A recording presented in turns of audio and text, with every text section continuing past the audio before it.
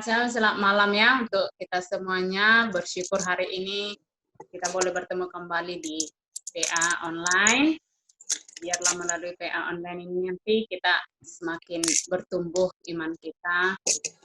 Nanti juga diharapkan kita boleh saling berbagi satu dengan lain, mau bertanya, menambahkan, atau kesaksian sesuai dengan hal-hal yang kita bahas nanti yang disampaikan oleh Chantal Silva ya. Ya, sebelum kita masuk ke dalam materi yang akan disampaikan, kita akan bersatu di dalam doa. Kita berdoa. Bapa di dalam surga, kami sungguh bersyukur di malam hari yang indah ini Tuhan berikan kami kesempatan untuk belajar bersama dari kebenaran firman Tuhan melalui PA online. Kami bersyukur juga kesehatan, kekuatan yang Tuhan percayakan bagi kami sampai saat ini.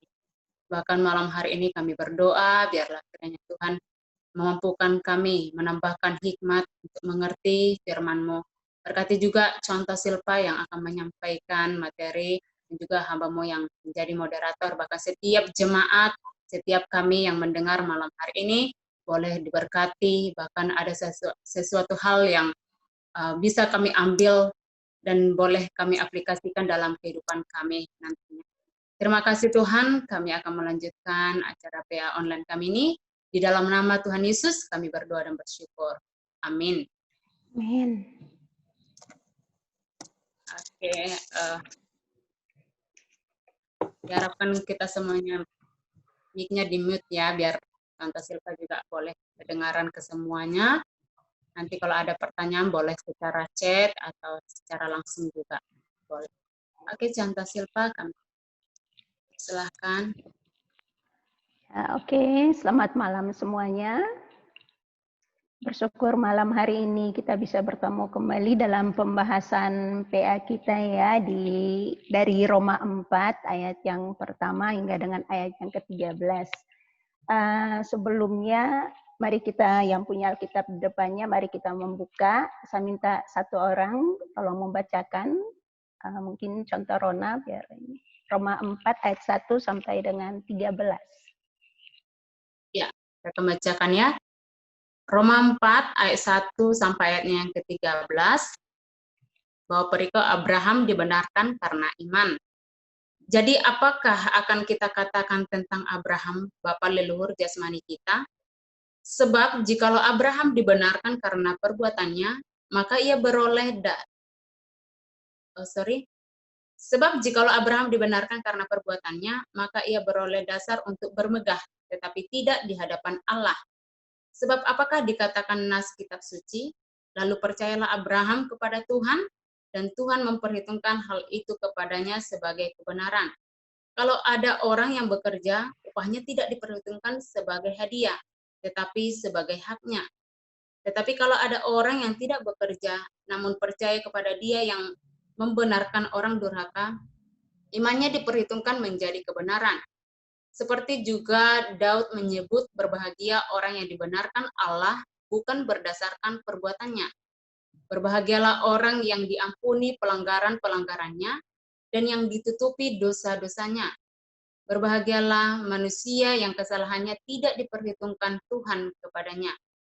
Adakah ucapan bahagia ini hanya berlaku bagi orang bersunat saja atau juga bagi orang tak bersunat? Sebab telah kami katakan bahwa kepada Abraham iman diperhitungkan sebagai kebenaran. Dalam keadaan manakah hal itu diperhitungkan? Sebelum atau sesudah ia disunat?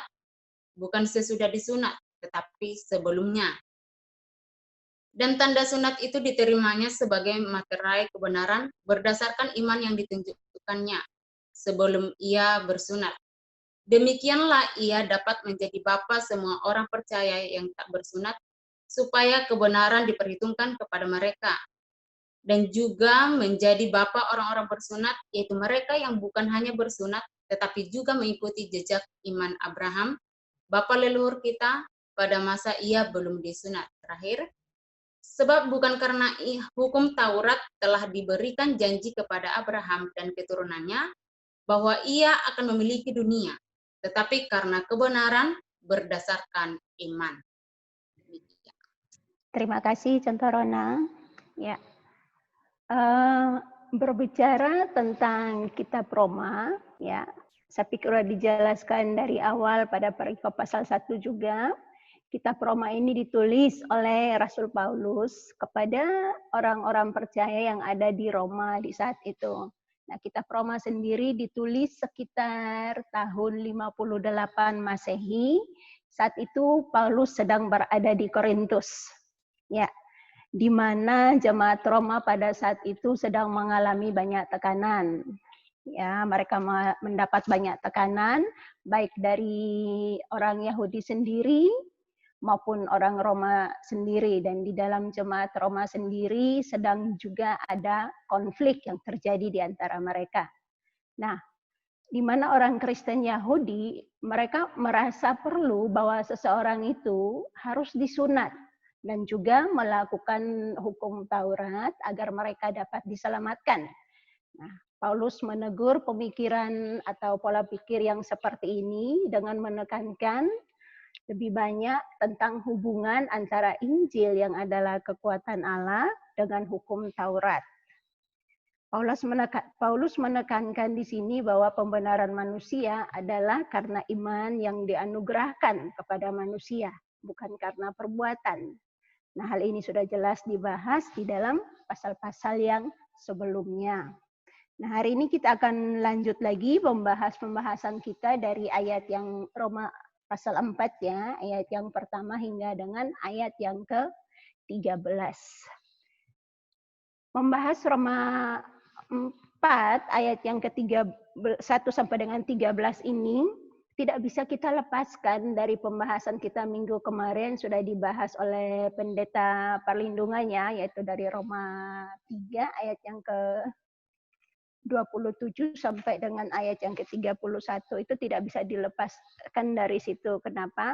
Karena di dalam Roma 4 ini sebenarnya meneguhkan apa yang sudah diajarkan Paulus kepada jemaat di Roma saat itu, bahwa pembenaran yang diterima oleh manusia itu didapat karena anugerah Allah semata, seperti itu. Jadi perbuatan atau kesalehan manusia itu tidak memberikan sumbangsi apapun supaya manusia itu dapat dibenarkan, seperti itu. Oke.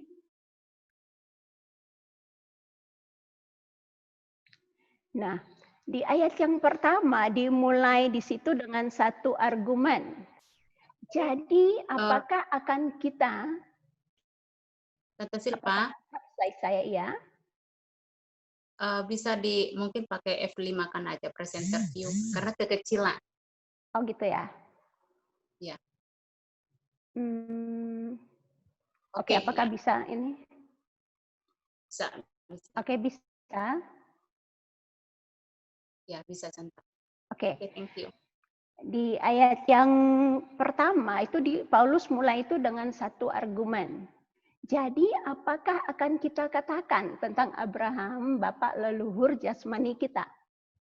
Kata jadi di depan sini di ayat yang pertama itu sangat mengisyaratkan bahwa membuktikan bahwa pasal yang keempat ini tidak bisa dibahas lepas dari pasal-pasal yang sebelumnya. Ya, oke. Nah, hal ini membuktikan bahwa ada keterkaitan yang jelas di antara pasal-pasal yang sebelumnya, dan selanjutnya lagi dikatakan di ayat yang berikutnya lagi yang masih tetap ayat yang sama. Apa yang kita katakan dengan Abraham, bapak leluhur jasmani kita? Paulus mau menjelaskan lebih terperinci lagi kepada mereka bahwa memang benar pembenaran itu hanya karena iman, bukan karena perbuatan manusia, seperti itu ya. Sebelum kita menjelaskan lebih jauh, saya ingin kita melihat beberapa hal yang saya buat di sini mengkontraskan antara Abraham dengan kebanggaan orang Yahudi ya saat itu. Mengapa Paulus mengambil contoh Bapak Abraham di sini? Karena Abraham adalah bapak leluhur orang Yahudi. Dan bagi orang Yahudi sendiri, mereka sangat bangga dengan keberadaan mereka sebagai keturunan Abraham. Jadi kebanggaan-kebanggaan orang Yahudi itu yang pertama yang saya buat di sini adalah secara garis keturunan mereka sangat bangga sekali, mereka adalah keturunan yang sangat dikagumi karena apa? Garis keturunan Mesias dilahirkan dari garis keturunan Yahudi, ya. Yang berikutnya lagi, secara moral mereka merasa bahwa apa? Mereka memiliki nilai moral yang lebih tinggi daripada bangsa lainnya. Ya, kalau kita membaca dari Lukas 18, di situ ada seorang Farisi dan seorang pemungut cukai yang berdoa. Orang Farisi ini yang juga adalah seorang Yahudi, doanya seperti begini. Tuhan, saya bersyukur kepadamu karena saya tidak sama dengan seorang pemungut cukai ini. Saya bukan pembunuh, saya bukan pezina. Jadi di situ dia menunjukkan bahwa nilai moral saya itu lebih tinggi daripada orang yang satu ini. Itu satu keunggulan yang mereka merasa itu yang mereka punya, yang mereka miliki sebagai keturunan orang Yahudi. Nah, yang berikutnya lagi, orang-orang Yahudi juga bangga. Karena apa? Mereka adalah bangsa yang bersunat. Di luar bangsa Yahudi, tidak ada satu bangsa pun yang bersunat selain orang Yahudi. Dan itu menjadi satu kebanggaan bagi mereka. Karena apa? Sunat itu adalah tanda perjanjian di antara orang Yahudi dengan Allah. Jadi Allah memberikan perjanjian kepada mereka, itu ditandai dengan sunat. Itu menjadi kebanggaan mereka.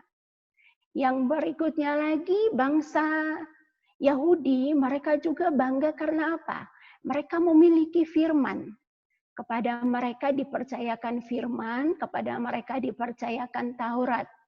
Kita tahu bahwa hukum Taurat itu diberikan kepada bangsa Israel, bangsa Yahudi ketika mereka keluar dari tanah Mesir dan diberikan kepada mereka melalui Musa. Dan itu menjadi satu kebanggaan mereka dibanding dengan bangsa-bangsa lain. Seperti itu. Oke. Dan selanjutnya mereka juga bangga. Mereka bangga dengan adat istiadat mereka. Adat istiadat keyahudian mereka yang tidak dimiliki oleh bangsa lain di luar mereka. Mereka juga bangga dengan pahlawan-pahlawan mereka. Abraham, Musa, Daud, Yosua, bahkan masih ada pahlawan-pahlawan lainnya yang bisa kita lihat ketika kita membaca Alkitab. Nah, hal ini ketika kita bandingkan kepada pribadi Abraham, coba kita lihat kepada Abraham. Abraham, kalau melalui garis keturunan, dia termasuk berlatar belakang keturunan orang kafir. Ya, ada yang bisa membantu saya baca dari Yosua 24 ayat 2 sampai dengan yang ayat 2 dan ke-15. Yosua 24. Oke, saya minta tolong salah satu.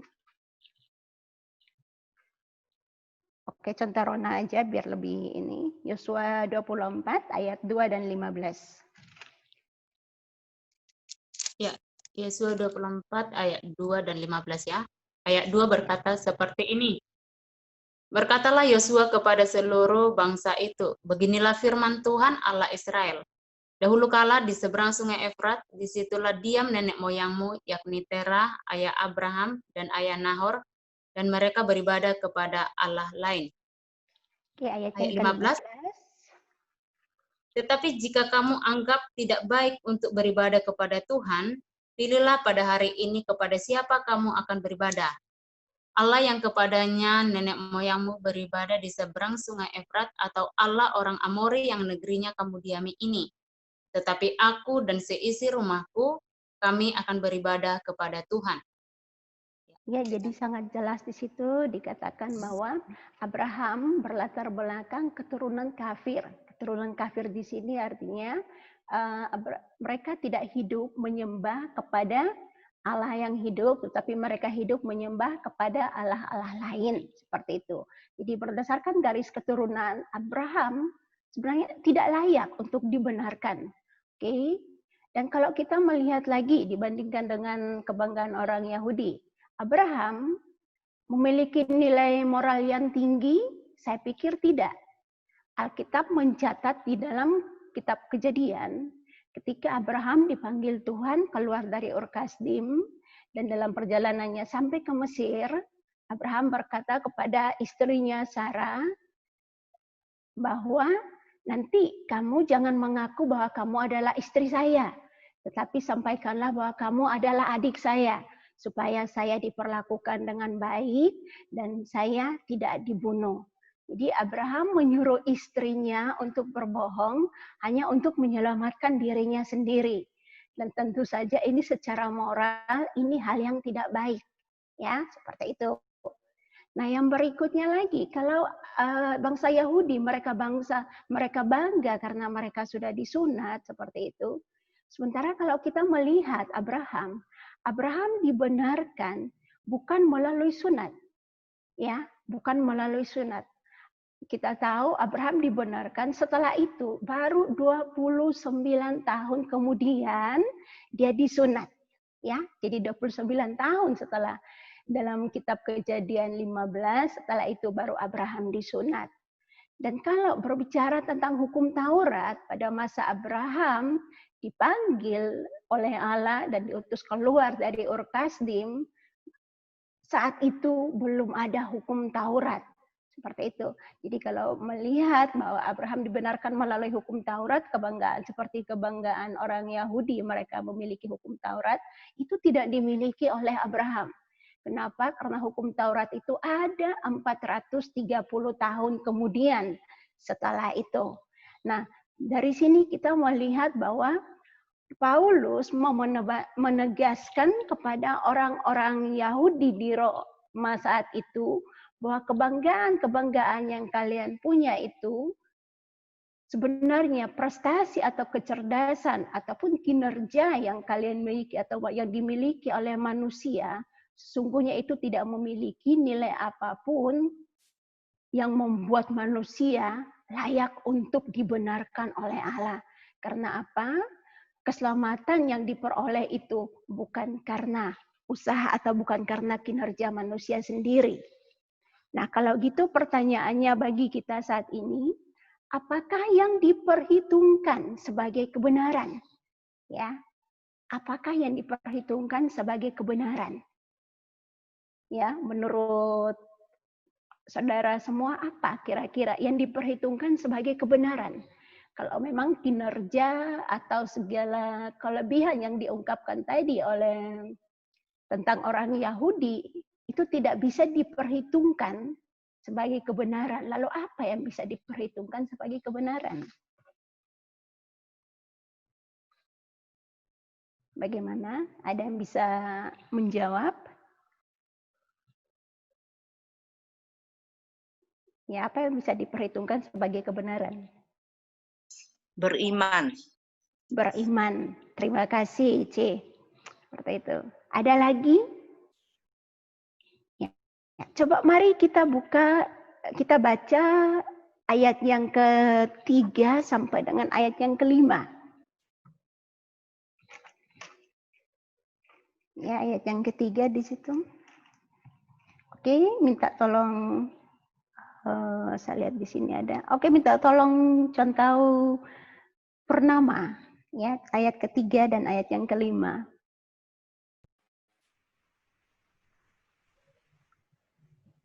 Halo, dengar? Halo, iya dengar. Silahkan contoh. Iya. Ayat yang ketiga sampai yang kelima.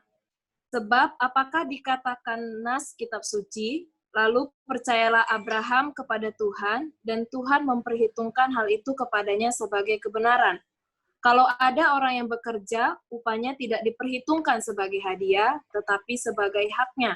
Tetapi kalau ada orang yang tidak bekerja, namun percaya kepada Dia yang membenarkan orang durhaka, imannya diperhitungkan menjadi kebenaran. Terima kasih contoh.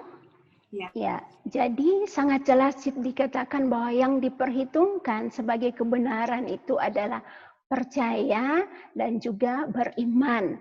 Dengan percaya dan dengan beriman, maka Abraham dibenarkan oleh Allah. Dengan percaya dan dengan beriman, maka Abraham dikenan oleh Allah. Seperti itu. Nah, percaya dan beriman dimaksud di sini itu bukan kelebihan dari Abraham, tapi itu semata karena anugerah dari Allah. Jadi dari sini Paulus membuktikan kepada orang-orang Yahudi di Roma saat itu bahwasanya pembenaran yang diterima oleh manusia itu bukan karena kemampuan mereka atau bukan karena kelebihan mereka sebagai orang Yahudi, tapi itu semata-mata karena belas kasihan Allah, semata-mata karena anugerah Allah sendiri, ya. Hanya karena oleh kasih karunia mereka diselamatkan. Kenapa? Karena sesungguhnya tidak ada satu manusia pun yang layak. Roma 3:23 dikatakan di situ bahwa karena semua orang telah berbuat dosa dan telah kehilangan kemuliaan Allah. Yang selanjutnya lagi di ayat yang ke-24, di situ dikatakan bahwa ayat yang ke-24 saya akan bacakan. Dan oleh kasih karunia telah dibenarkan dengan cuma-cuma karena penebusan di dalam Kristus Yesus. Di hal ini yang ditekankan Paulus kepada jemaat-jemaat orang Yahudi saat itu. Nah, melihat hal ini dan menyadari benar akan hal ini, Paulus melanjutkan lagi dengan mengambil satu contoh dari pahlawan orang-orang Yahudi sendiri, kebanggaan mereka sendiri, yaitu tentang Raja Daud. Ya, pada ayat yang ke-6 sampai dengan ayat yang ke-8. Ya, ayat yang ke-6 sampai dengan ayat yang ke-8 di situ sangat menarik dan sangat jelas bahas di situ, ya. Saya minta tolong satu orang membantu saya membacakannya lagi ayat yang ke-6 sampai dengan ayat yang ke-8.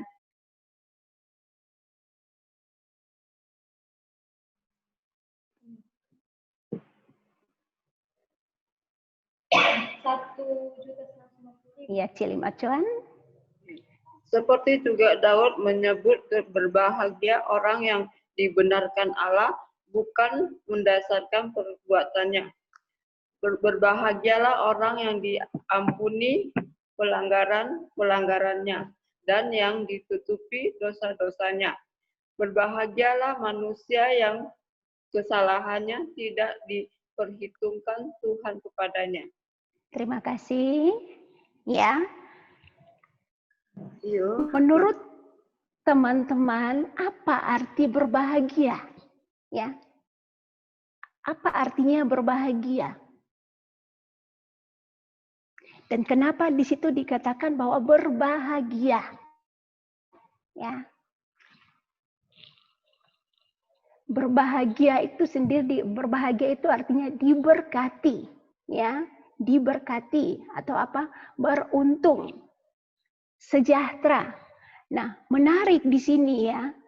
Kenapa di ayat yang ke-6 dan ayatnya sampai dengan ayat yang ke-8 ini berbahagia orang yang dibenarkan Allah, berbahagia orang yang diampuni, ya.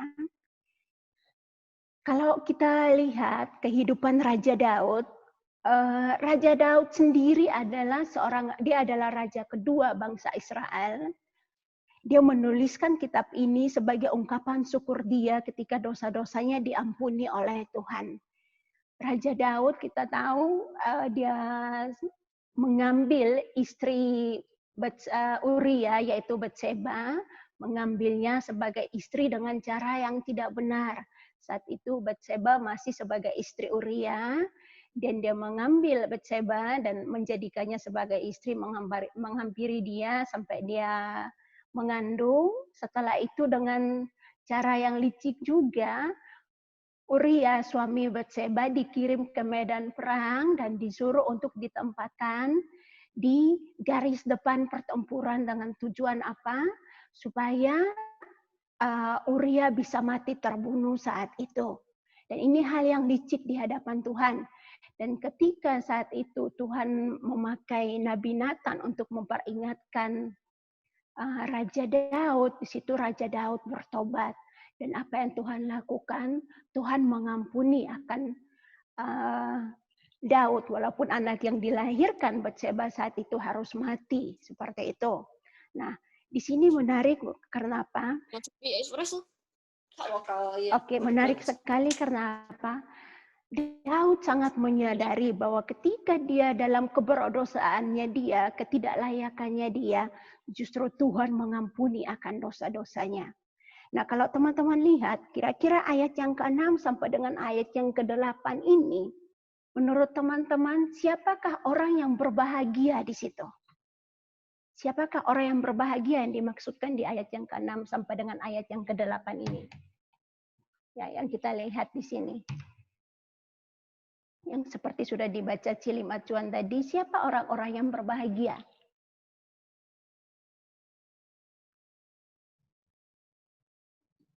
Ada yang bisa menjawab? Siapa orang-orang yang berbahagia yang dimaksud di situ? Orang kafir. Orang kafir. Oke, ada lagi?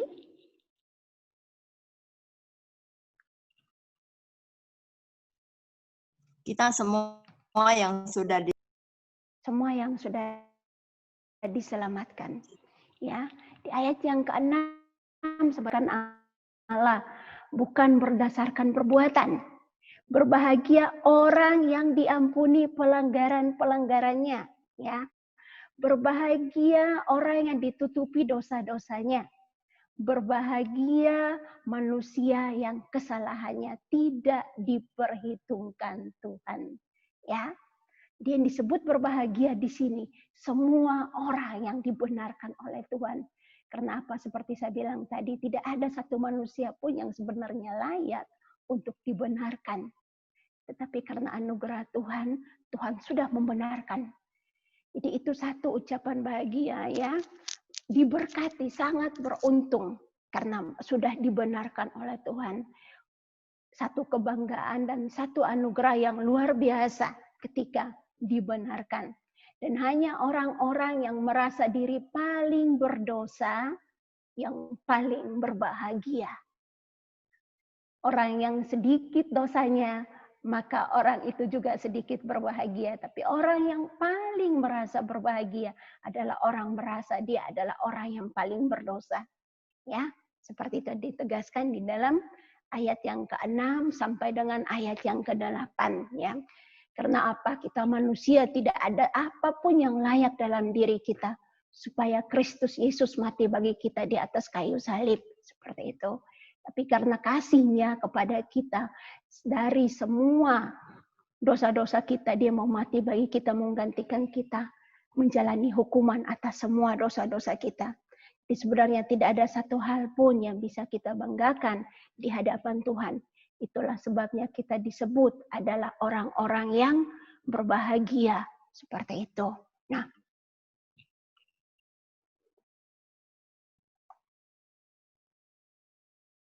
jadi yang berbahagia adalah mereka yang diampuni dosanya dan yang tidak diperhitungkan kesalahan dan pelanggaran mereka. Nah, yang berikutnya lagi, mengapa ucapan berbahagia menurut Daud juga ditujukan bagi orang yang tidak bersunat? Ya, mengapa ucapan berbahagia ini juga ditujukan bagi orang yang tidak bersunat? Dan apa kaitannya dengan Abraham?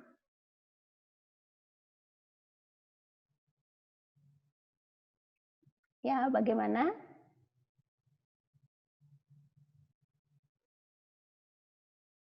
Kenapa ucapan berbahagia ini ditujukan bagi orang yang tidak bersunat? Dan apa kaitannya dengan Abraham?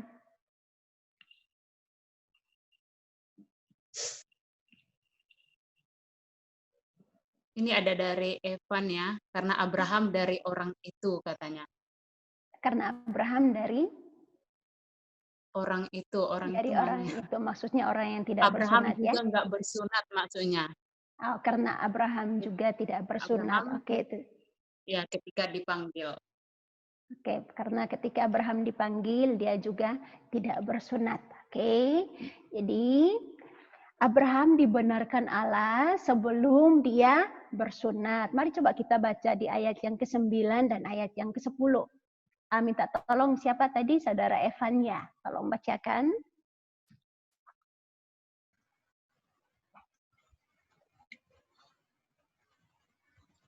Ayat 9, ayat 10. Ya. Roma 4 ya? Iya, betul. Ya. Adakah ucapan bahagia ini hanya berlaku bagi orang bersunat saja atau juga bagi orang tidak bersunat? Sebab telah kami katakan bahwa Abraham iman sebab telah kami katakan bahwa kepada Abraham iman diperhitungkan sebagai kebenaran. Ya. Dalam keadaan manakah hal itu diperhitungkan? Sebelum atau sesudah ia disunat? Bukan sebelum disunat, tetapi sebelumnya. Oke, jadi ucapan berbahagia, terima kasih Evanya. Di ucapan berbahagia ini menurut Daud juga ditujukan kepada orang yang tidak bersunat. Kenapa? Karena pada saat itu ketika Abraham dibenarkan oleh Allah, saat itu Abraham juga tidak bersunat. Jadi ini menjadi satu anugerah bagi orang saat itu yang tidak bersunat pada saat itu. Dan Paulus juga ingin menekankan kepada mereka bahwa sunat itu sebenarnya bukan menjadi satu syarat utama, bukan menjadi syarat untuk mereka diselamatkan. Kenapa? Karena Abraham yang dikenal sebagai bapa orang percaya, ketika dia dipanggil dan dibenarkan oleh Allah, saat itu dia juga belum bersunat saat itu. Jadi kepada dia walaupun saat itu dia belum bersunat, ketika dia beriman dan dia percaya kepada Allah dengan tanpa bimbang dan tanpa ragu, saat itulah Allah memperhitungkan itu bagi Abraham sebagai kebenaran. Seperti itu. Oke, terima kasih ya. Oke. Nah, yang berikutnya lagi, apakah Abraham hanya bapa orang yang bersunat? Kenapa? Ya.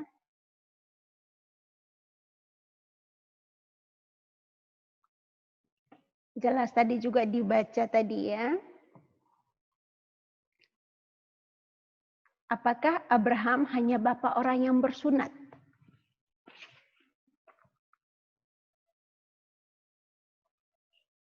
Bagaimana?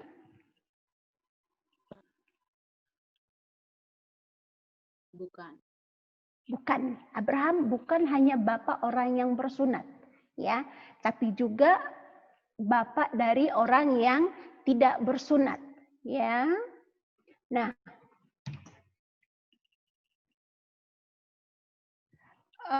ayat yang ke-11 sampai dengan yang ke-12 itu dikatakan seperti ini.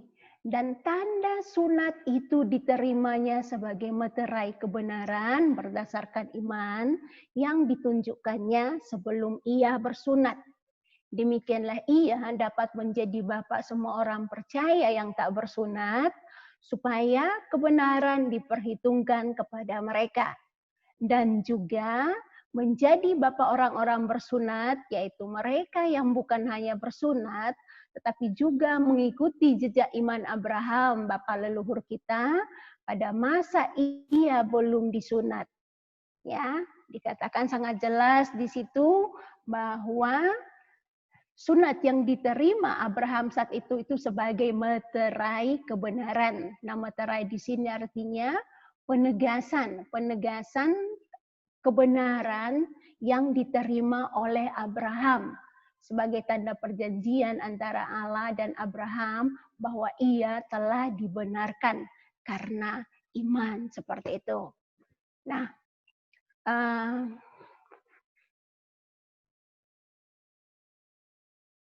apa kaitan yang berikutnya? Apa kaitan hukum Taurat dengan janji kepada Abraham? Apa kaitannya hukum Taurat dengan janji kepada Abraham? Kalau tadi di awal dijelaskan bahwa sebenarnya ketika Abraham dipanggil dan Abraham dibenarkan, saat itu hukum Taurat belum ada. Lalu apa kaitannya hukum Taurat dengan janji kepada Abraham?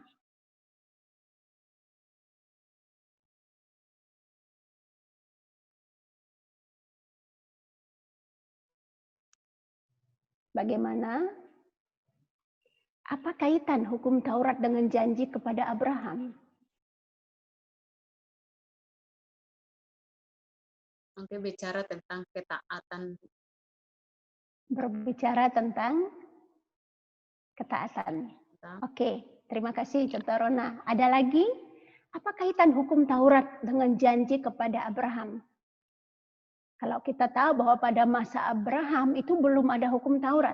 Bahkan hukum Taurat itu ada 430 tahun kemudian. Tapi mengapa Paulus harus mengambil Abraham sebagai contoh, ya, mengkaitkannya dengan hukum Taurat? Di apa kaitan hukum Taurat dengan janji kepada Abraham? Mari kita berdiskusi coba tentang hal ini.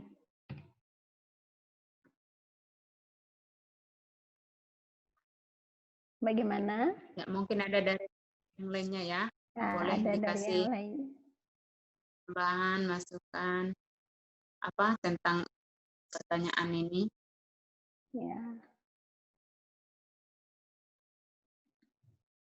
Bagaimana? Apa kaitannya hukum Taurat dengan janji kepada Abraham? Apa kaitannya dengan pemilihan Abraham di sini? Sebagai tokoh yang dijelaskan untuk menegaskan bahwa manusia dibenarkan karena iman. Seperti itu. Bagaimana? Ya. Oke, kalau begitu mungkin pertanyaan saya terlalu sulit. Saya ubah pertanyaan saya. Kepada siapa hukum Taurat diberikan? Kepada siapa hukum Taurat diberikan? Bangsa Yahudi. Kepada bangsa Yahudi. Oke, betul sekali. Kalau begitu, siapa itu bangsa Yahudi?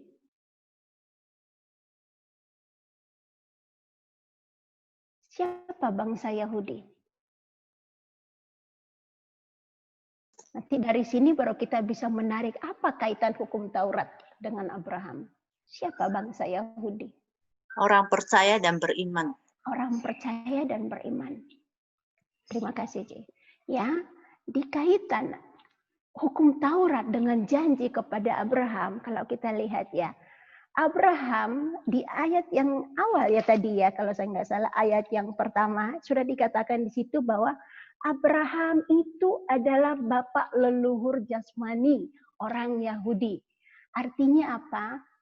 Orang Yahudi itu adalah wujud dari janji Allah kepada Abraham tentang keturunannya. Aku akan menjadikan keturunanmu menjadi satu bangsa yang besar. Jadi orang Yahudi itu adalah wujud dari janji kepada Abraham. Ya, itulah hukum Taurat diberikan kepada orang Yahudi sebagai keturunan dari Abraham. Itu menjadi satu kebanggaan bagi mereka. Itu membuat mengapa orang-orang Yahudi di Roma saat itu mereka sangat berbangga tentang keberadaan mereka. Dan mereka berpikir bahwa apa?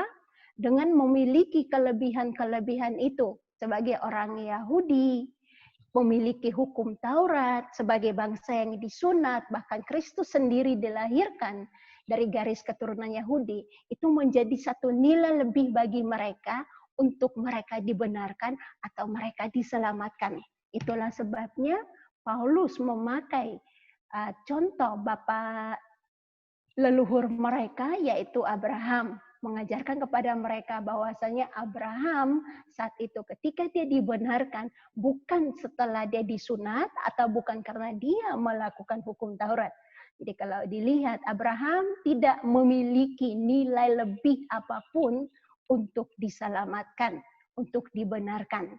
Dan ini yang mau Paulus tekankan kepada orang-orang Yahudi saat itu. Nah,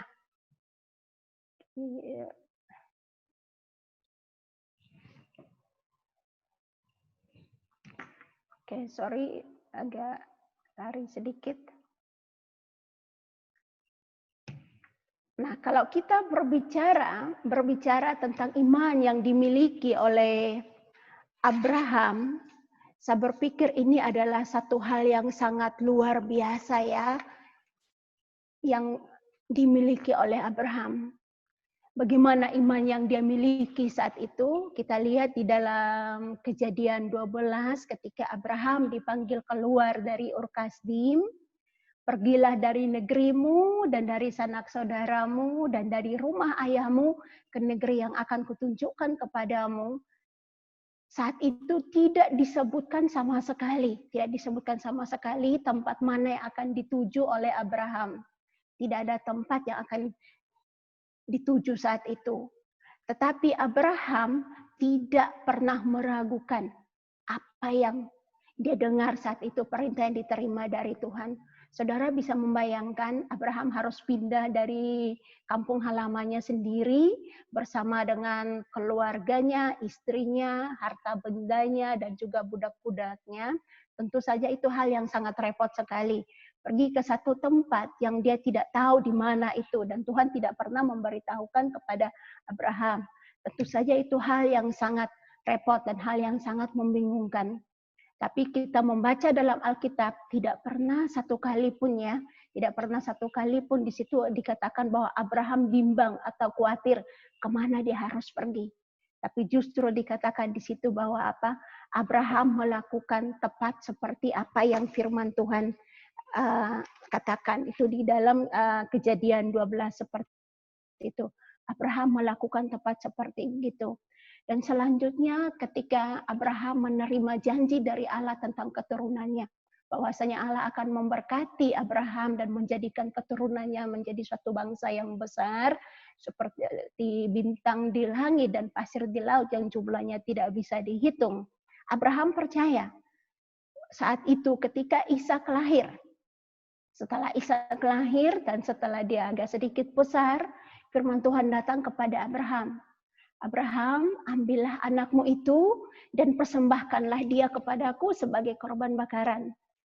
Kita tahu bahwa ketika dipersembahkan sebagai korban bakaran, itu artinya terjadi kematian di situ. Artinya Ishak harus mati untuk bisa dipersembahkan sebagai korban bakaran. Kalau melihat dari janji Allah, Abraham hanya punya satu anak. Abraham pasti seharusnya dan selayaknya dia khawatir atau dia bingung dengan perintah Allah itu. Kok dikasih satu anak malah disuruh untuk persembahkan. Tapi itu tidak dicatat di dalam Alkitab. Alkitab mencatat malah bahwa Abraham melakukan seperti itu. Besok bangun pagi-pagi, dia bersama dengan dua budaknya, bersama dengan anaknya, mereka berjalan. Dan ketika berjalan, Abraham dan Ishak berjalan menuju ke tempat ke pegunungan Moria untuk mempersembahkan korban bakaran. Kita baca bahwa Ishak bertanya kepada bapaknya, "Bapak, di mana anak kambing domba yang akan dijadikan korban persembahan?" Dengan penuh iman Abraham menjawab kepada Ishak bahwa Tuhan sendiri yang akan menyediakan korban bakaran baginya. Saya pikir ini satu iman yang luar biasa. Ya, satu iman yang luar biasa yang ditunjukkan kepada kita. Teladan yang sangat luar biasa. Iman ini adalah iman yang menyelamatkan. Iman yang percaya seutuhnya kepada Allah. Bergantung sepenuhnya kepada Allah. Nah, saudara, bagaimana dengan kita saat ini? Bagaimana dengan kehidupan saat ini? Di tengah-tengah tantangan saat ini, di saat kita menghadapi pandemi COVID-19 ini yang sangat merajalela di mana-mana. Apakah kita masih tetap beriman kepada Allah? Ataukah kita mempertanyakan sebenarnya apa yang sedang terjadi? Atau iman kita melemah? Apa yang bisa kita pelajari dari sini tentang iman Abraham? Ya, saya pikir ini hal yang menarik untuk kita renungkan ya, dan kita diskusikan juga, kita refleksikan di dalam kehidupan kita bersama seperti begitu. Ya, saya pikir saya sudah cukup sampai sini. Mungkin ada teman-teman yang lain yang akan menambahkan. Saya berikan kesempatan. Ada yang mungkin akan menambahkan. Tahu bagaimana? Oke, terima kasih ya kata Silpa. Ya, sebelum mungkin ada teman-teman mau pikir dulu, mau tanya apa, mau tambahkan kira-kira di bagian mana, saya bacakan dulu ini dari contoh Yohana ya. Katanya seperti ini, hubungan hukum Taurat dan janji menyatakan bahwa pembenaran Allah tidak hanya bagi orang Yahudi, tetapi juga untuk non-Yahudi. Itu mungkin jawaban tadi tentang pertanyaan terakhir tadi ya dari Tante Silva. Iya, terima kasih contoh Yohana untuk tambahannya.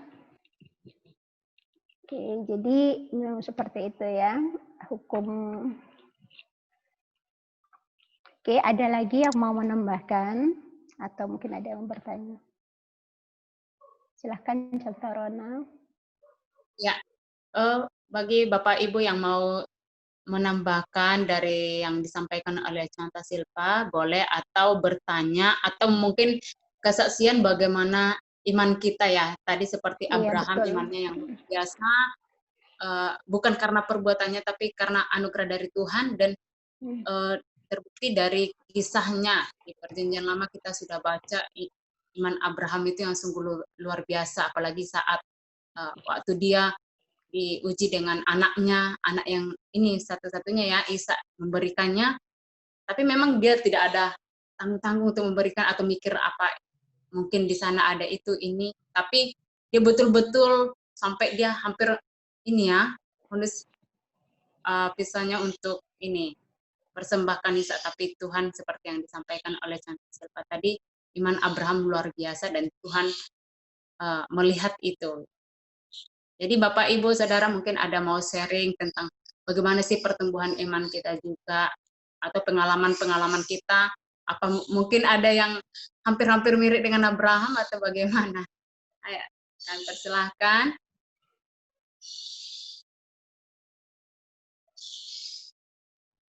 Adakah yang bertanya, sharing?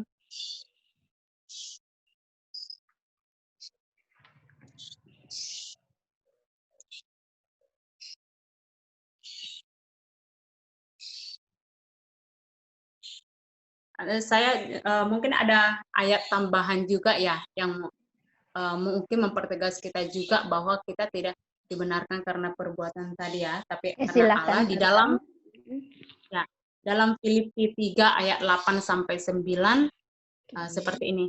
Malahan segala sesuatu kuanggap rugi karena pengenalan akan Kristus Yesus, Tuhanku, lebih mulia daripada semuanya. Oleh karena dialah aku telah melepaskan semuanya itu dan menganggapnya sampah supaya aku memperoleh Kristus. Dan berada dalam dia bukan dengan kebenaranku sendiri karena menaati hukum Taurat, melainkan dengan kebenaran karena kepercayaan kepada Kristus, yaitu kebenaran yang Allah anugerahkan berdasarkan kepercayaan. Ya, mungkin seperti firman Tuhan ini juga ada dari Bapak Ibu yang dulunya saya membanggakan itu. Seperti orang Yahudi kan bangga dengan hukum Taurat, bangga dengan ada istiadatnya tadi, banyak kebanggaan yang tadi di slide yang disampaikan oleh Chandra Silva. Tapi dikatakan itu semua kuanggap jadi tidak berguna lagi setelah pengenalan karena Kristus. Mungkin ada, apakah Bapak Ibu mungkin merasa, oh setelah saya menjadi orang percaya, ya udah aku tinggalkan semua hartaku, kekayaanku semuanya. Apakah seperti itu atau bagaimana? Ayo, mari kita diskusi. Apakah kita harus tinggalkan betul-betul kita kosong dengan diri sendiri saja, kita tidak butuh lagi yang lainnya atau bagaimana ya?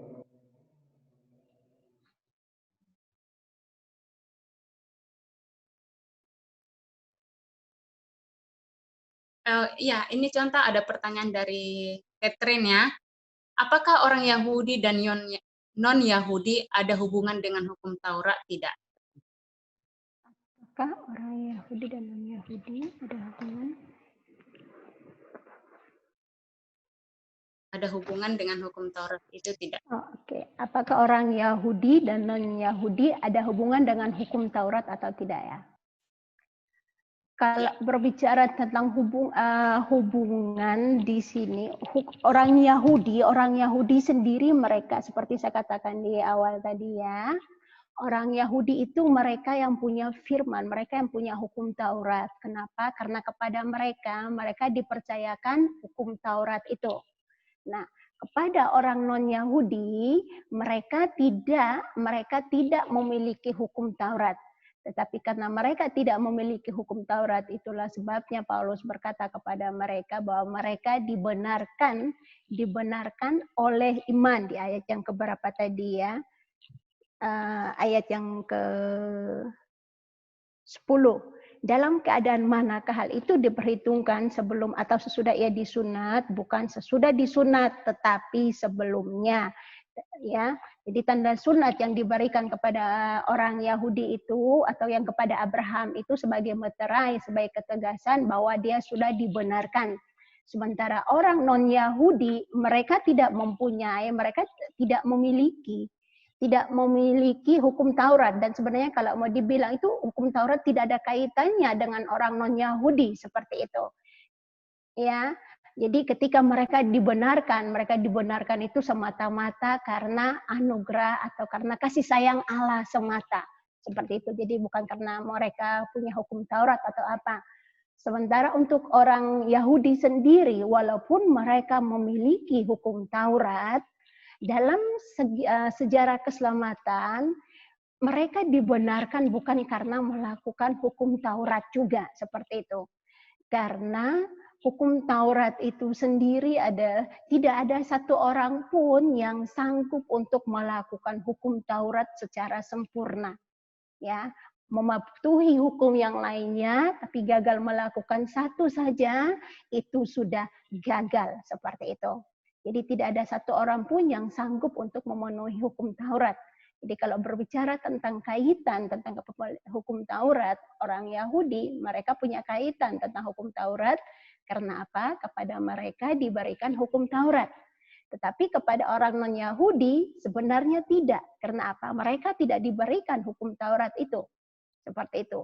Tetapi dalam secara iman mereka dibenarkan oleh Tuhan ketika mereka beriman dan percaya kepada Tuhan Yesus, kepada Kristus, seperti itu. Terima kasih. Adakah yang lain yang mau menambahkan?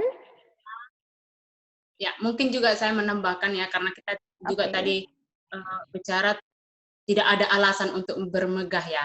Terus ini bicara tentang hukum Taurat. Ya seandainya pun mungkin ada satu orang yang berhasil melakukan hukum Taurat itu, pasti yang ada kesombongan diri sendiri. Oh saya bisa nih, saya paling hebat. Nah, tapi ya karena itulah tidak ada juga yang berhasil juga. Tidak ada satu orang pun yang berhasil melakukan hukum Taurat. Sehingga tidak ada yang memegahkan diri sendiri. Ya, betul sepenuhnya sekali. Karena anugerah cuma-cuma yang dari Tuhan. Gimana Catherine, sudah bisa atau mau ada lagi yang mau ditambahkan pertanyaannya atau kurang jelas? Catherine?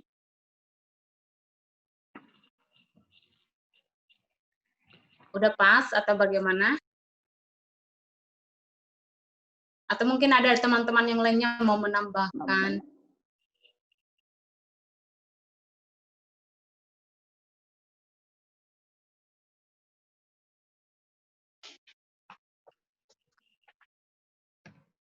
Mungkin dari ini saya lihat ada Pak Cornel nih. Gimana menurut Pak Cornel? Ya. Mungkin mau sharing atau menambahkan atau yang lainnya bagaimana Pak Cornel?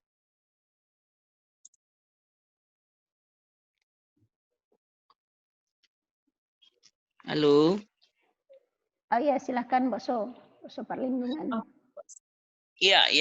Terima kasih ya. Karena belum ada teman yang lain, saya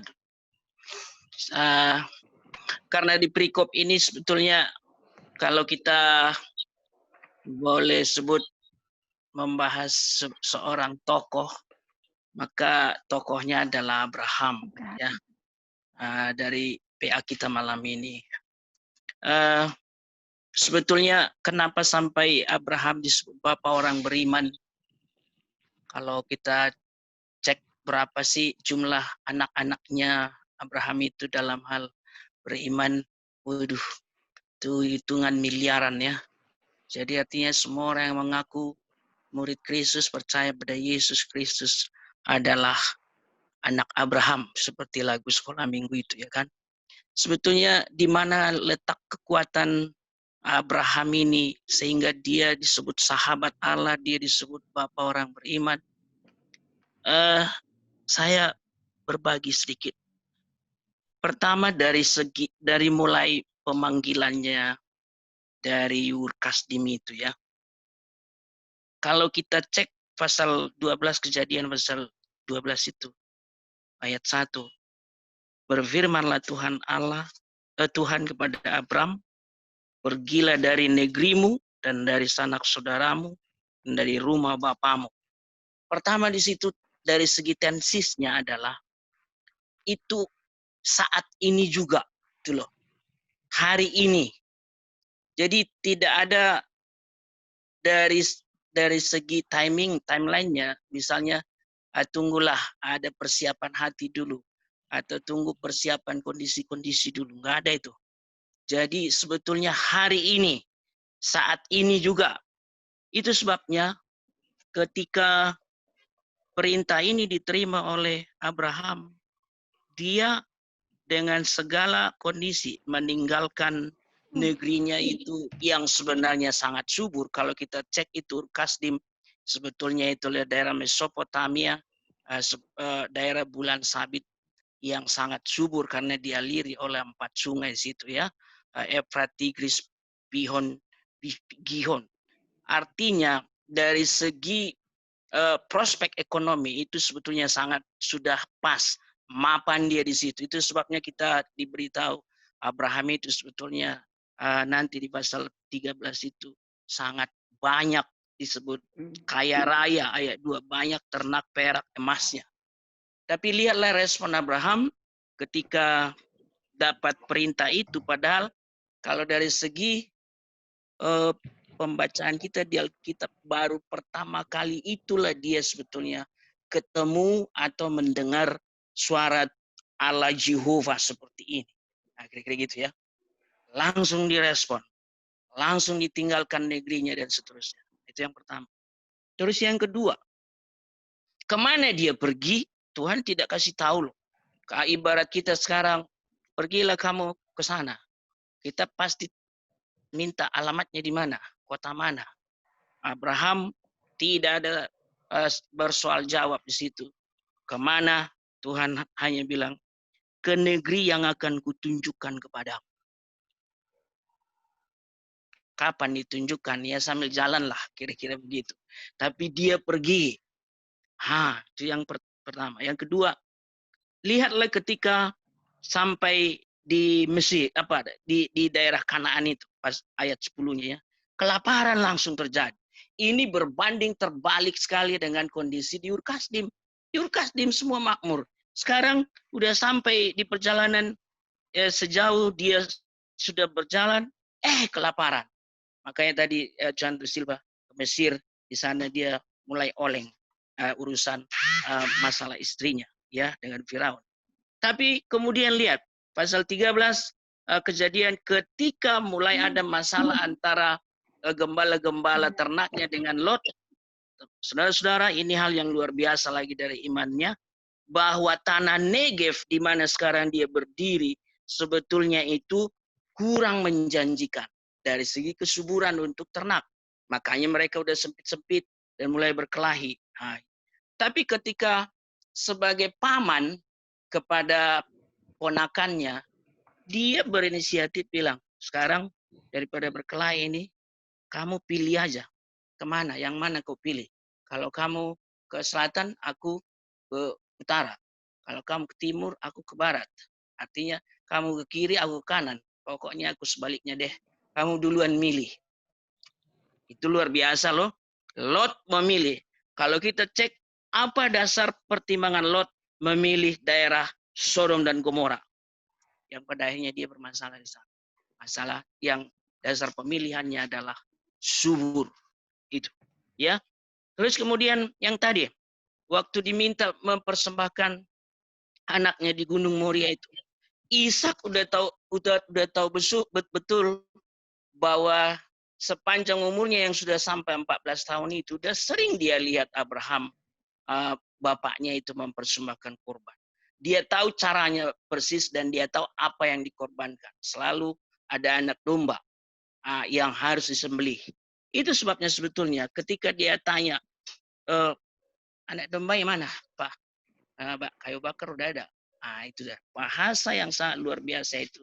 Tuhan sendiri yang akan menyediakannya, anakku. Terus ketika sebelumnya itu, kepada pembawa kayu bakar itu, pembantunya itu bilang, ayat 5 ya, tinggallah kamu di sini dengan keledai ini. Aku beserta anak ini akan pergi ke sana, kami akan sembahyang. Sesudah itu kami kembali kepadamu. Coba bayangkan kata-kata itu. Kami kembali kepadamu. Kami, bukan aku kembali kepadamu. Padahal dia tahu persis apa yang akan dia lakukan kepada anak Ishak di puncak gunung sana. Nah, itu bersambungan dengan jawabannya waktu Ishak nanya. Tuhan sendiri yang akan menyediakannya kambing, domba untuk bagi kita anak dan seterusnya. Jadi inilah sebetulnya yang diteguhkan oleh Yakobus di pasal 2 itu, ya. Yakobus di pasal 2. Makanya Abraham diangkat oleh Yakobus itu sebagai contoh orang beriman, ayat 23. Lalu percayalah Abraham kepada Allah, maka Allah memperhitungkan hal itu kepada sebagai kebenaran. Karena itu Abraham disebut sahabat Allah. Jadi sebetulnya yang mau saya katakan di situ, antara percaya, menyerahkan, bergantung sepenuhnya kepada kasih karunia Tuhan, ada ketaatan yang luar biasa. Jadi satu paketnya rupanya antara percaya dan taat, gitu loh. Nah, ini menjadi sebuah pelajaran yang sangat penting bagi kita. Kalau kita bilang kita adalah anak-anak Tuhan yang sungguh percaya dan menyerahkan hidup pada Tuhan, mari kita tunjukkan dengan sebuah cara hidup yang taat. Alkitab banyak sekali mengajarkan segi-segi di mana kita taat. Saya kira itu yang bisa saya bagikan. Terima kasih. Contoh ya. Terima kasih. Terima kasih, Mbak Su. Ya, sangat memberkati kita ya, kisah Abraham tadi yang disampaikan oleh Mbak Su Perlindungan. Mungkin ada dari teman-teman yang lainnya juga yang mau sharing atau bertanya sekitar pembahasan kita dari Roma pasal 4 ayat 1 sampai 13.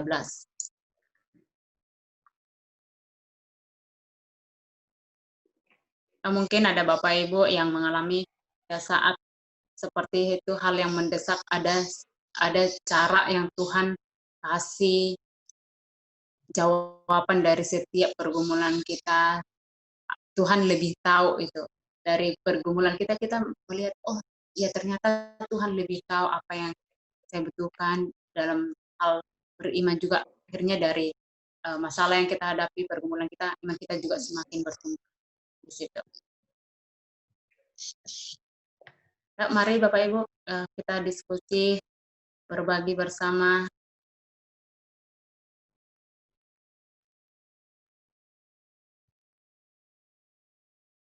Ada yang bertanya, nanti kalau tidak ada yang bertanya, tidak ada yang berbagi, nanti contoh Silpa yang kasih ini ya pertanyaan, Saya langsung yang kita kuis hari.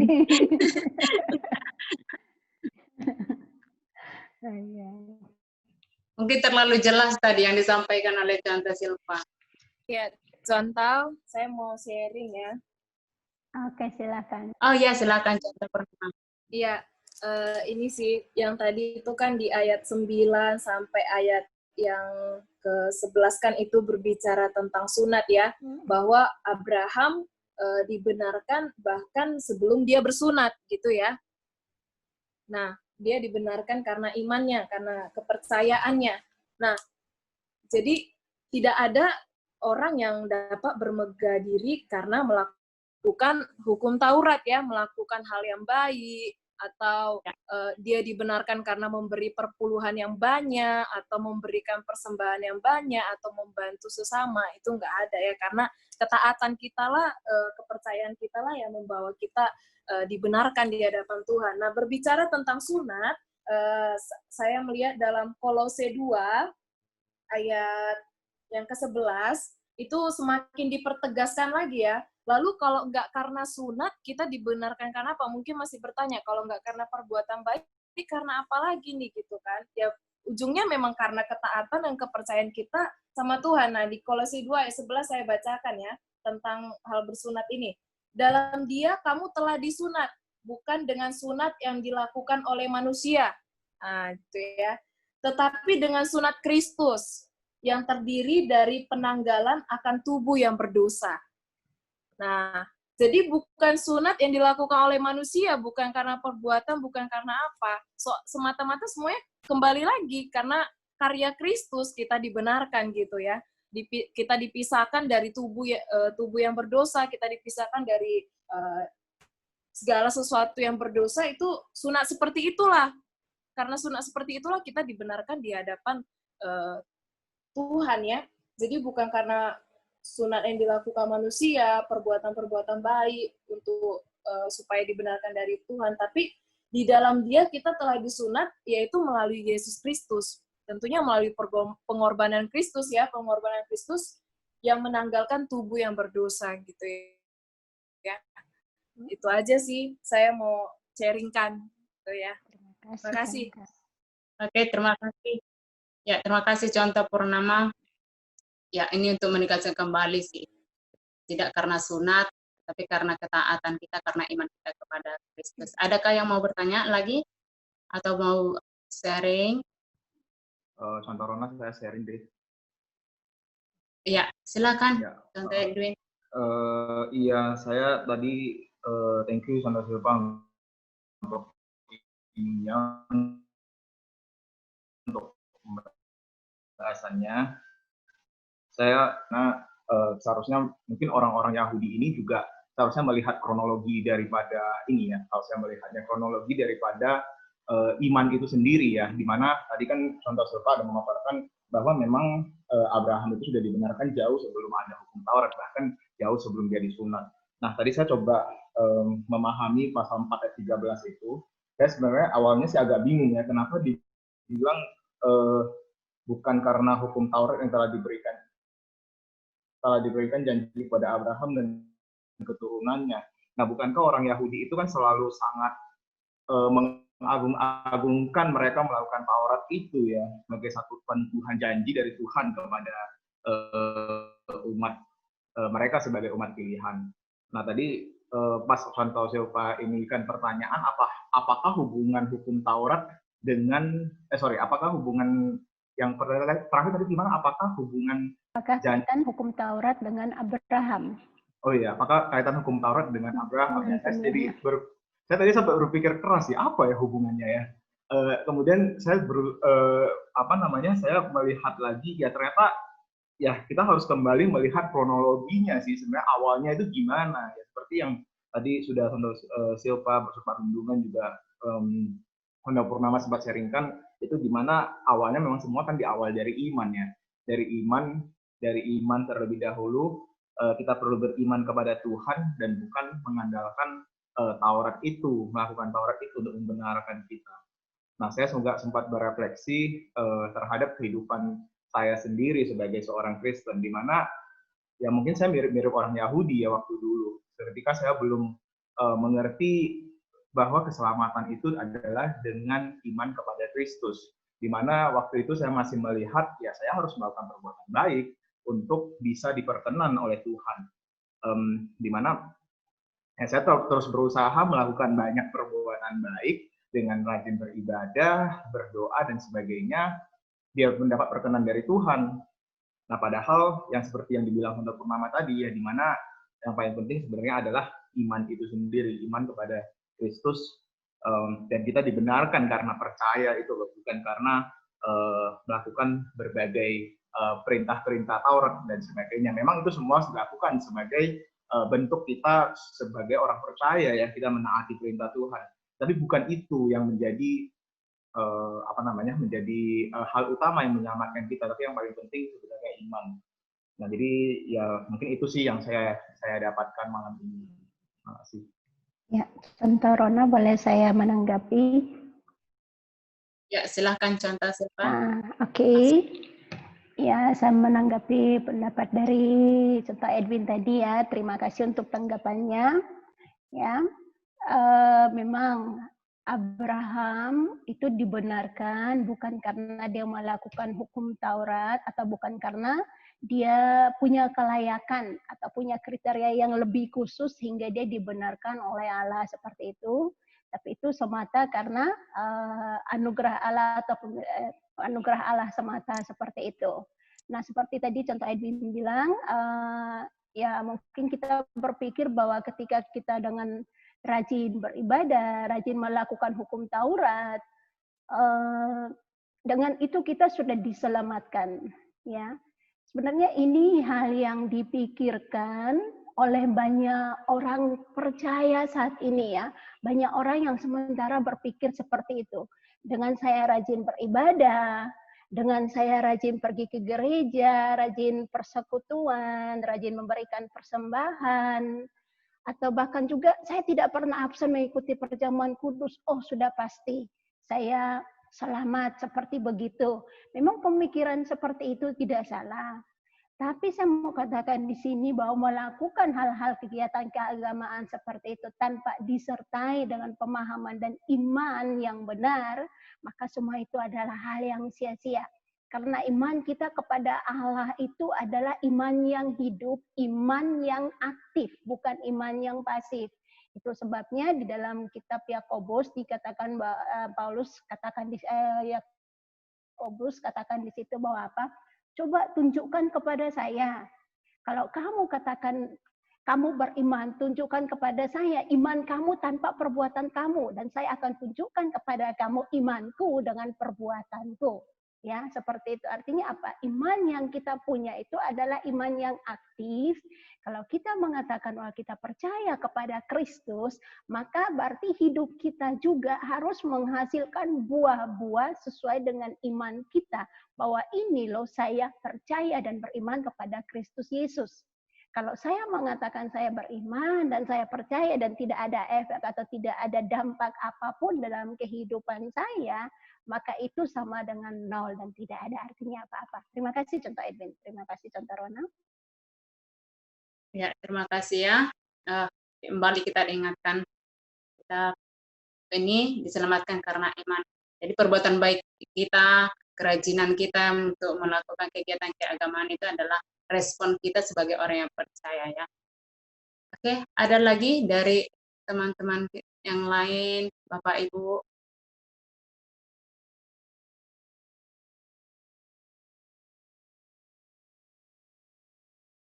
Mungkin ya yang mau bertanya.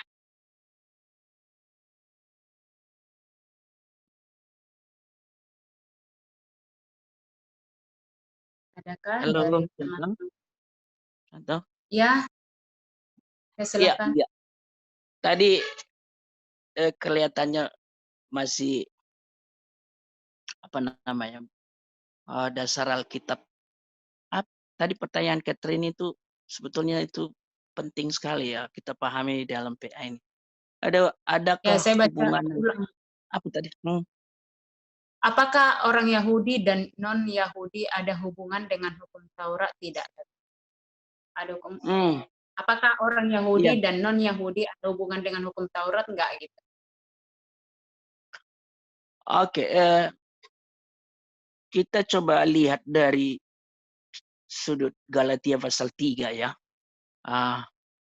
Galatia pasal 3 perikop kedua itu mulai ayat 15 sampai 29 kan ada hukum Taurat atau janji. Kan itu LAI bikin judulnya kan. Nah, di situ juga dibahas Abraham sebetulnya. Ayat 16 misalnya. Adapun kepada Abraham, topik kita kan iman Abraham ini sekarang ya. Adapun kepada Abraham diucapkan sebagai janji itu dan kepada keturunannya. Tidak dikatakan kepada keturunan-keturunannya seolah-olah dimaksud banyak orang, tapi hanya satu orang. Dan kepada keturunanmu. Siapa keturunanmu? Dijawab kan? Yaitu Kristus. Siapa keturunan Abraham yang dimaksud? Jadi lihat, pemanggilan Abraham sebetulnya, kalaupun akhirnya nanti Abraham disebut sahabat Allah, Bapa orang beriman, sebetulnya rencana Tuhan adalah menuju kepada sebuah karya keselamatan yang harus direspon dengan iman, yaitu Yesus Kristus. Ya kan? Keturunan Abraham yang ditunjuk itu sebenarnya adalah Kristus, ayat 16 bagian terakhir itu. Nah, kalau kita lihat diikuti terus ayat 18, sebab jikalau apa yang ditentukan oleh Allah berasal dari hukum Taurat, ia tidak berasal dari janji. Jadi janji adalah melalui keturunan Abraham akan ada juru selamat. Kira-kira begitulah maksudnya itu ya. Tetapi justru oleh janjilah Allah telah menganugerahkan kasih karunia kepada Abraham. Dan seterusnya. Nah, lihat jawabannya lagi di ayat 22 mulai. Tetapi kitab suci telah mengurung segala sesuatu di bawah kekuasaan dosa. Supaya oleh karena iman dalam Yesus Kristus, janji itu diberikan kepada mereka yang percaya. Nah, tadi ya, percaya dan beriman. Tadi topiknya juga kita udah bahas itu. Kemudian lihat ayat 24. Jadi, hukum Taurat itu apa? Jadi, hukum Taurat adalah penuntun bagi kita sampai Kristus datang supaya kita dibenarkan karena iman. Jelas kan? Jadi kalau apakah ada hubungan hukum Taurat dengan orang Yahudi? Ya, karena dari keturunan Abraham lah muncul orang Yahudi kan, Ishak, Yakub, dan 12 suku Israel itu. Seterusnya. Ternyata yang dimaksud Tuhan untuk jarak jauhnya atau rencana jauhnya adalah beriman pada Yesus Kristus. Maka semua orang non-Yahudi kita misalnya, semua manusia di dunia, etnis manapun, tetap harus memandang kepada janji itu, yaitu Yesus Kristus, yang harus kita terima sebagai Tuhan dan Juru Selamat dalam iman percaya kita kepada Yesus. Nah, jadi ini sebetulnya sebuah paket yang sangat indah sekali, bahwa melalui janji kepada Abraham akan datang Kristus, lewat keturunan Abraham lah ada hukum Taurat. Ternyata Taurat itu hanya menjadi penuntun supaya kita sampai pada Kristus, dan kita yang non-Yahudi akhirnya juga mengambil bagian di dalam Kristus karena iman. Luar biasa itu. Ya, saya harap kita mengerti logikanya, dan itulah yang sebetulnya sangat-sangat diulang-ulang oleh Rasul Paulus, bahwa sekalipun Yahudi ada di bawah hukum Taurat pada awalnya, tetaplah memandang Yesus di dalam iman.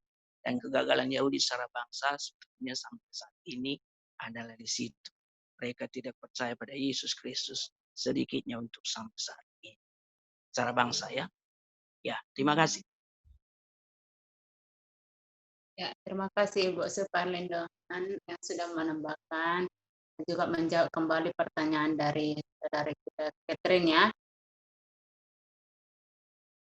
Mungkin ada lagi dari teman-teman yang lainnya, Bapak Ibu yang mau bertanya, sharing kesaksian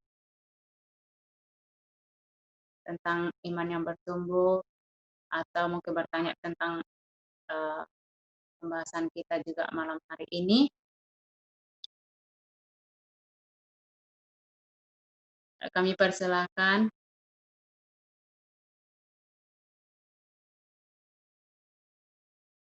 Waktu kita tinggal 10 menit lagi, jadi dipergunakan dengan Contoh saya kasih sedikit ini deh, dari sisi misi saya lihat. Ya, kepada teman-teman, ya maaf saya baru sekali ini mengikuti PA. Saya pikir mungkin sudah sebelum-sebelumnya barangkali ada dibahas. Selalu menarik bahwa surat Roma ini kan ditulis oleh Rasul Paulus ya. Jadi kalau sebelum surat Roma ini, kitab Roma ini kan kitab para rasul, dan kita tahu bahwa Rasul Paulus itu banyak pergi bermisi atau menginjil kepada orang-orang yang non Yahudi. Jadi sebenarnya saya pikir sederhana sekali bahwa yang disebut Rasul Paulus beberapa kali itu, yang sering-sering disebut itu adalah orang bersunat itu mengacu kepada orang Yahudi, dan orang tidak bersunat kepada orang non-Yahudi. Nah, itu pada saat itu banyak orang-orang, ya seperti tadi sudah disampaikan teman-teman, bahwa banyak orang-orang Yahudi itu merasa mereka adalah umat pilihan. Jadi mereka memiliki Taurat, lalu mereka melakukan, lalu mereka sedikit ada semacam saya sebut sebagai etnosentris ya. Supaya etnosentris merasa mereka itu mereka lah mendapatkan keselamatan itu. Mereka lah yang memiliki berjanji daripada Tuhan. Nah, Paulus yang memahami hal ini, dia mulai memberi dia mencari banyak contoh-contoh. Nah, jadi bahwa sebenarnya bahwa berkat Tuhan itu tidak hanya kepada orang bersunat, bahkan orang tidak bersunat juga. Jadi supaya orang tidak bersunat juga tidak merasa kecil hati, tidak merasa, waduh, apakah mungkin pada saat mereka bertanya-tanya, apakah kami kalau kami percaya, apakah kami mendapatkan janji berkat itu? Ya itu di sana Paulus banyak menjelaskan bahwa sebenarnya bukan saja, dan bahkan Abraham juga tidak bersunat. Lalu sebenarnya Abraham juga mempunyai keturunan.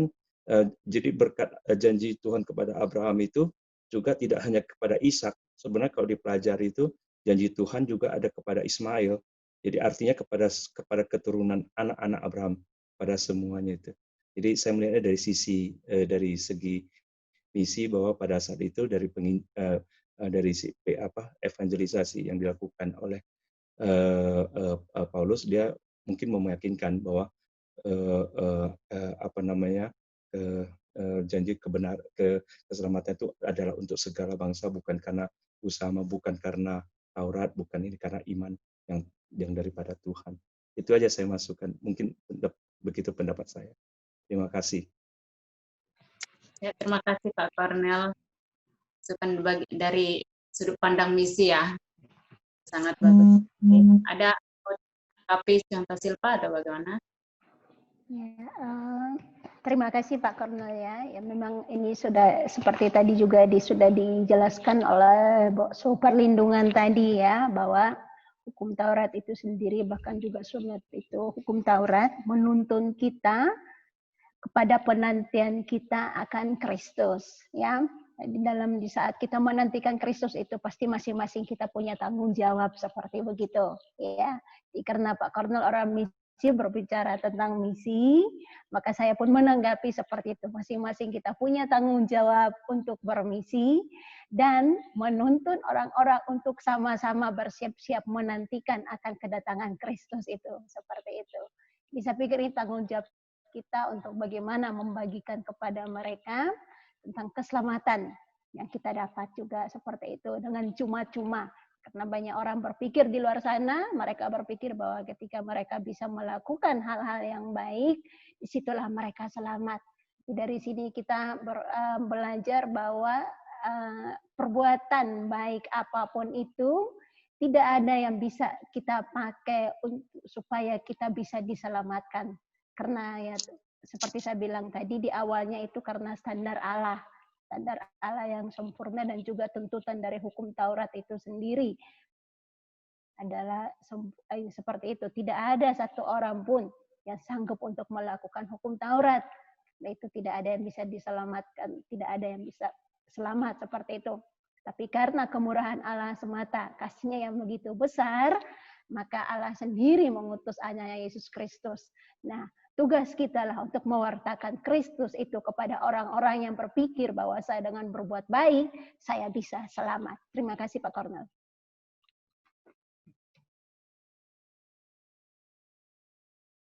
Ya, terima kasih ya untuk Pak Kornel dan contoh Silpa juga.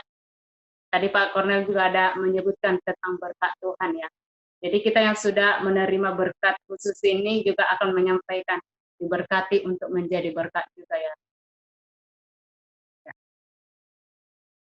Mungkin ada dari yang lainnya juga, mungkin 1-2 orang lagi yang mau berbagi, bertanya, silakan.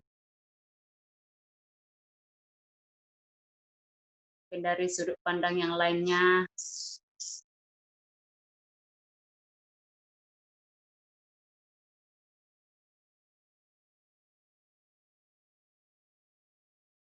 atau mungkin masih ada nggak ya?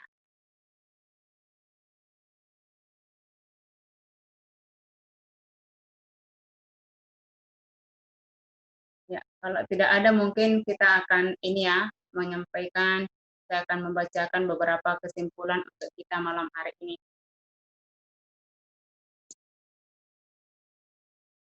Ya, terima kasih sebelumnya untuk semuanya yang sudah ikut di dalam PA online ini. Saya akan bacakan beberapa kesimpulan dari setiap pembahasan kita malam hari ini. Yang pertama, bahwa setiap kita tidak ada alasan untuk bermegah, apalagi karena perbuatan kita ya. Yang kedua, setiap kita menjadi orang yang berbahagia karena dosa kita yang telah diampuni oleh Tuhan. Sehingga kita memiliki anugerah itu yang diberikan secara cuma-cuma juga. Yang ketiga, setiap kita dibenarkan karena iman kepada Yesus Kristus. Yang keempat, saat percaya kepada Tuhan harus juga diikuti dengan ketaatan. Jadi ini ada dua hal yang tidak bisa dipisahkan satu dengan yang lainnya. Yang kelima, hukum Taurat itu adalah penuntun sampai kepada Kristus dalam iman sebagai janji dalam keselamatan dari Kristus. Yang terakhir, berkat atau keselamatan Tuhan bukan hanya kepada orang Yahudi, tetapi juga bagi bangsa lain. Jadi kita juga dari terakhir tadi sampaikan kita juga boleh bersaksi bagi orang lain, menyampaikan supaya jangan hanya kita saja yang menerima berkat khusus itu, tapi orang lain juga.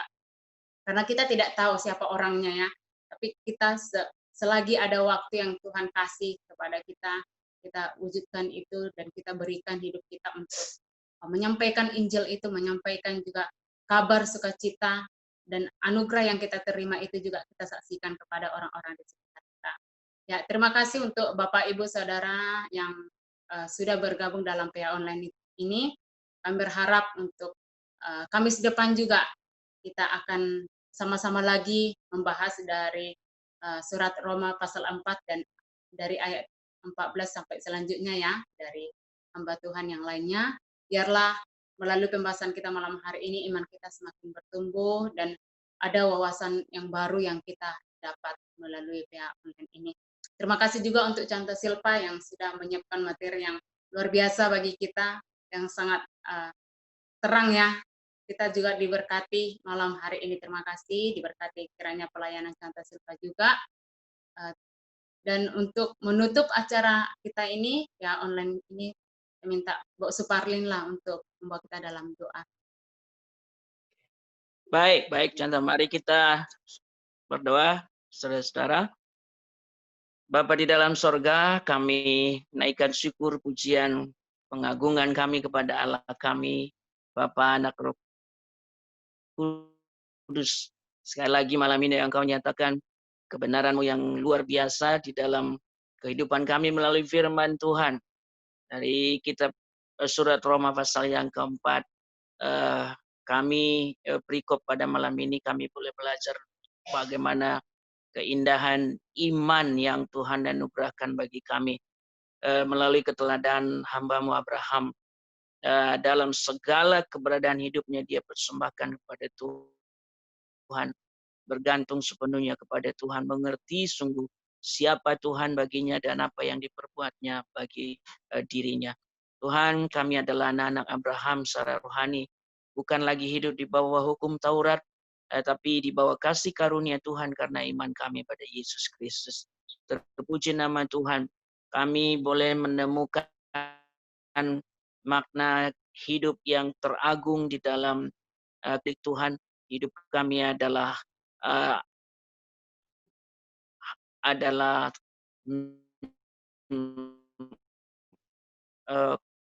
karya yang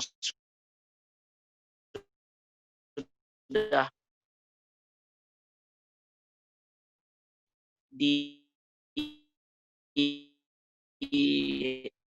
dibayar lunas oleh persembahan darah iman kami kepada Tuhan, supaya dalam perjalanan kehidupan sebagai anak-anak Tuhan di dunia ini dan kesulitan mungkin izinkan Tuhan kami hadapi, secara khusus kami beroleh kekuatan, kami boleh cakap di dalam menanggung seluruh kehidupan yang Tuhan izinkan kami lalui, naik, turun, suka, duka.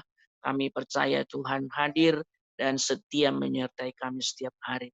Bapa, tambahkanlah iman kami supaya kami boleh terus keluar sebagai pemenang-pemenang di dalam pertarungan hidup ini.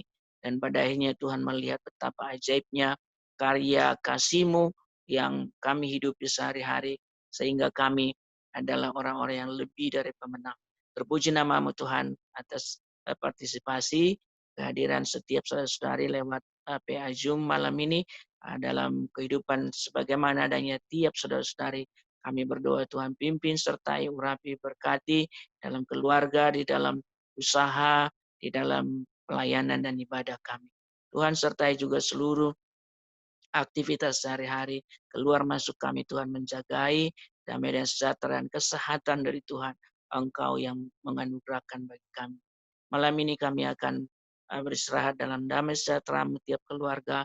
Tuhan menjagai, esok hari kami bangun dan kekuatan yang baru melakukan aktivitas kami. Terima kasih buat Contoh Silva yang sudah menyajikan PA malam ini dalam materi yang kami diskusikan. Demikian Contoh Luna yang boleh mengarahkan lewat moderator. Terpuji nama-Mu kami akhiri, dan kasih sayang Tuhan terus menyertai kami. Dalam nama Yesus Kristus kami berdoa mengucap syukur. Amin.